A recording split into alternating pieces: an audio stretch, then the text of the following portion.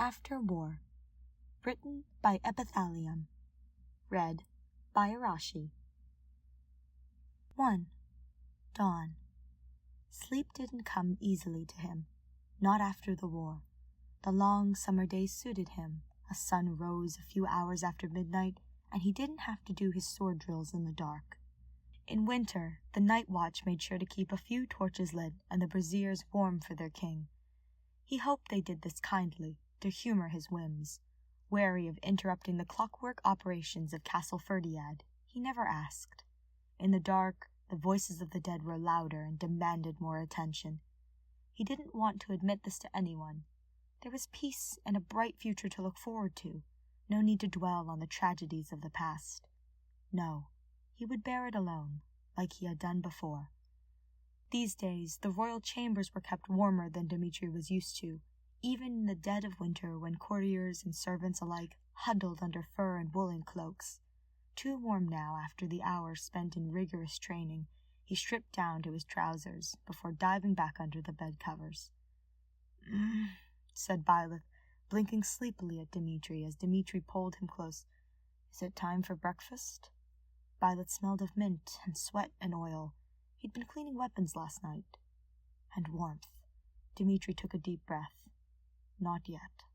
Wake me up when it is, said Byleth, burying his face against Dmitri's neck.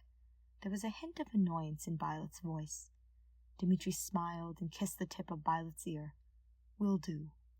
Dmitri's whole arm would be in pins and needles before the much-awaited breakfast, but this was a small price to pay for a sleepy smile and soft snores and the warm, solid weight of Byleth in his arms. How foolish to think he was alone. Shifting Byleth to a more comfortable position, with some mumbled protests, Dmitri waited for the sun to clear the dark horizon. 2. The effects of alcohol. Dmitri had memories of sweet, watered-down wine from his childhood, but nothing else. Sometimes they do mix spices with red wine, cinnamon and anise and cardamom, smells Dmitri associated with winter celebrations. People shared drinks for many reasons, to mourn or rejoice, to forget, or simply because they wanted to. It's not about the taste, Byleth had told him once, but the effect. After the war, more drinks were shared and spilled in celebration, and Dmitri was glad to partake. He still had no idea what any of it tasted like, but perhaps Byleth was right. Through the feasting and the toasts, Dmitri had learned the limits of his body. 6 tankards of beer in quick succession warmed his stomach and made Alois' jokes almost funny. Any more and Dudu would have to help him back to his rooms. Byleth was a different matter. He was Captain Gerald's son, after all, and the man was known for drinking everyone under the table, as well as breaking his enemy's blade. One needed to watch Byleth closely to see his face turning a deeper shade of pink with each tankard of beer. On the 6th tankard, his standard Fodlan accent would slip into a commoner's drawl, dark as the strong Adrestian beer he favored.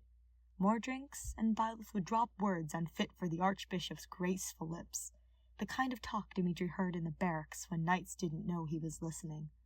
Words Byleth usually said only in private, breath hot and desperate against Dmitri's ear, and even this required a lot of prompting and careful application of Dmitri's mouth and fingers. The effect, Dmitri thought, fighting to keep his facial expression neutral as Byleth started nuzzling his neck. Somewhere to Dmitri's right, he heard Gustav's groan of despair. Dmitri quite liked drinking. 3. Lessons. Byleth learned by watching. Gerald and his merry band of mercenaries had taught Byleth how to fight, and ride a horse, and do both at the same time.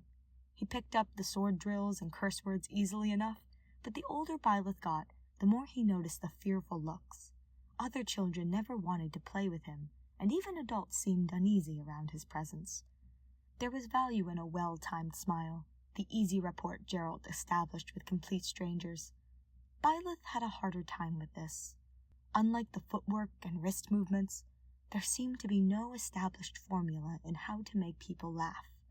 But he learned that people felt more at ease if he adopted their facial expressions and body movements, at least when he remembered. At the academy, Byleth learned from Sothis and the students. Dmitri was particularly helpful. He knew how to nudge Byleth into socially acceptable reactions without being obvious about it. But Byleth learned more by watching, and by watching Dimitri, he learned how to respond to rudeness with equanimity, or how to be good at socializing without actually being the type of person that liked to socialize. These days, Byleth understood emotions a little better, other people's as well as his own. He still watched the people around him and took note of how they interacted with each other, but now he didn't have to rely solely on memorizing social norms or copying others. "You've become more expressive," said Dimitri when Byleth asked for his opinion, "or have I grown used to reading your moods?" "Perhaps," said Byleth. "There's still room for improvement." "Oh?" Dimitri raised an eyebrow. His eyebrows were slightly darker than his golden hair, and Byleth liked how they looked, so he reached out and traced them with his fingertips. "Beloved?" "You're still better at showing affection," said Byleth. "Am I?" said Dimitri. "I haven't noticed." "Yes," said Byleth. He slid into Dimitri's lap and hummed approvingly when Dimitri held him close. "I learn better from example, did you know?" Dimitri laughed without sound. Byleth felt it in how Dimitri's body shook and a rush of breath against his ear. "Would you stay for a while and allow me to teach you, Your Grace?" Byleth smiled and bumped the top of his head lightly against Dimitri's chin. "Gladly." 4. Meetings. Years of observation taught Byleth that Dimitri's public face was a carefully constructed thing, built on etiquette and generations of men born to be obeyed. But Dimitri was far from being a jeweled nobleman with pale hands that hired Gerald's group to take care of the rebels and bandits. Men who smelled of roses and sometimes gave Byleth tasteless sweets covered in pale powder. As Byleth grew older, some of them started offering him chocolates, dark and rich with liquor, whispering of desires and a hope that he would answer in kind. He never did, and Gerald had kept a gimlet eye on the incessant ones, so they never bothered him. But the encounters remained unexplored in the back of Byleth's mind until he realized what those noblemen, and women, wanted. He had learned from them. He remembered their words, the warmth of their breath against his ear, and the need he unfortunately didn't share. The knowledge proved useful when he realized how Dimitri's public face crumbled like Fort Mercius under the kingdom army's attack at a well-timed remark, the lightest brush of Byleth's fingertips against Dimitri's skin. "Picture me," said Byleth, his voice low. Under the heavy oak table, he placed one hand on Dimitri's knee. "Spread on top of these contracts." "Your Grace," said Dimitri, quellingly.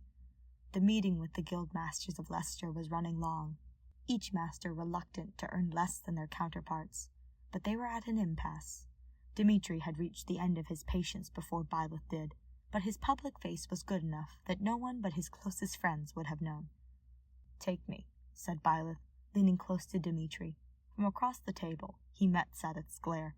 "On top of this table. Take me so hard I won't be able to sit at this damned council for a week." Dimitri's laugh got strangled in his throat when Byleth's hand slid up his thigh. He made a choking sound, right in the middle of the Butcher's Guildmaster's speech, and Deuce stood up to ask if His Majesty was all right. "Perhaps a break," said Byleth, smiling as Dimitri buried his face in his hands. 1. Dawn. Byleth. Byleth woke at the crack of dawn, a habit instilled in him from his days as a mercenary. His presence as the Archbishop wouldn't be required until after breakfast, but he found no reason to give up on his habits that had served him well since childhood. He could go to the training grounds and start his daily stretches, but the bed was warm, and no one would judge him if he had a bit of lie-in, so he stayed where he was. The winters in Fargus were different from what Byleth was used to. He had no permanent residence growing up, but there were jobs aplenty south of Fodland, where the weather was kinder and the sunset behaved in a more predictable fashion. Byleth had found no reason to winter in Fargus, at least until now. He knew the servants made sure to keep the king's chamber warm and a handful of torches lit just for him, which he appreciated. He gave them little gifts in return, a basket of hothouse fruits or a cut of wool fabric. Small things, but a luxury for normal folks, especially after the war. In Fargus, the lands were harsh and beautiful, and they healed slowly from the ravages of war. Hard work didn't ensure good results. Violet had seen many a farmer in Fhirdiad ending up with barely enough to last the winter, despite the year's hard toil. Petra had once told Violet that the people of northern Fodland were known for their loneliness, and perhaps she was right. But Fargus had become Violet's home, with its practical architecture and long winter nights, the dry stout and stories of little people. By observing its citizens, Violet realized Dimitri couldn't have become anyone but himself, hard-working but pragmatic, bending but never breaking under the pressure of being alive. Violet reached out to tuck Dimitri's fringe behind his ear. Watching Dimitri's sleeping face, for once calm and free from worries and bad dreams, Violet felt a warm rush of contentment. This was enough.